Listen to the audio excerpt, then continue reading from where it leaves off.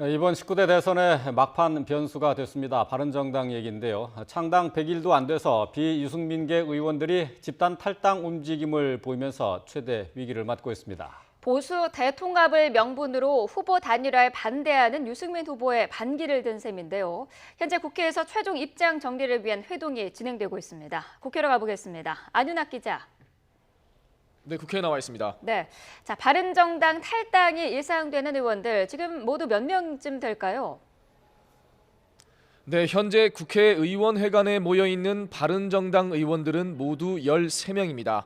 이들은 탈당 뒤 자유한국당에 복당할 것이냐 아니면 당에 잔류하며 자유한국당 홍준표 후보를 지지할 것이냐를 놓고 최종 입장을 정리하고 있습니다. 애초 유승민 후보에게 3자 단일화를 요구하다가 유 후보가 독자 완주 입장을 거듭 밝히자 집단 행동에 나선 건데요. 어젯밤에도 의원 14명이 같은 장소에서 모였고 특히 어제는 자유한국당 홍준표 후보가 참석해 보수 대혁신의 공감대를 모았다고 밝히기도 했습니다.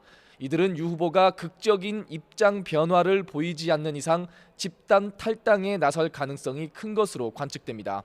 이들 가운데 한 명인 홍문표 의원은 YTN과의 통화에서 유 후보의 단일화 거부 입장을 거듭 확인하고 보수 대통합을 위해 탈당 쪽으로 가닥을 잡았다고 밝혔습니다. 참석자 면면을 살펴보면 권성동, 김성태, 김재경, 김학용, 박성중 등 13명으로 비유승민계로 분류됩니다. 이들은 잠시 뒤 9시 반쯤 기자회견을 열어 최종 입장을 밝힐 예정인데요. 이에 유승민 후보는 조금 전 기자들과 만나 탈당파 의원들에 대해서는 별달리 할 말이 없고 후보 단일화는 자유한국당 쪽에서 반대한 것으로 안다며 완주할 뜻을 거듭 내비쳤습니다. 이로써 바른정당은 창당 100일을 하루 앞두고 사실상 당이 쪼개지는 분당 위기에 처했습니다. 일각에서는 바른정당이 내걸었던 새로운 보수의 기치가 제대로 자리 잡기도 전에 후보 단일화라는 정치공학적 논리에 너무 쉽게 굴복한 것 아니냐는 비판도 나오고 있습니다.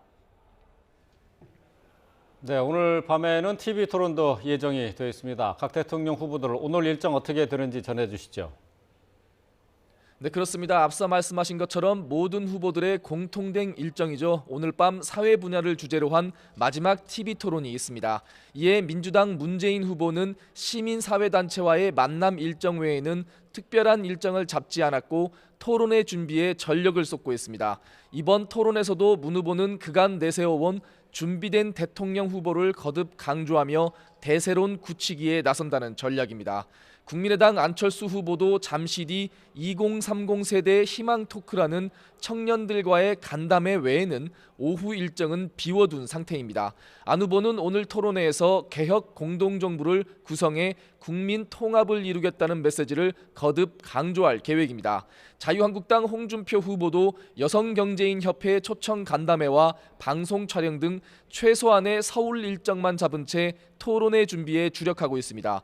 홍 후보는 오늘 토론회에서도 강한 보수 대통령 이미지를 강조할 것으로 보입니다.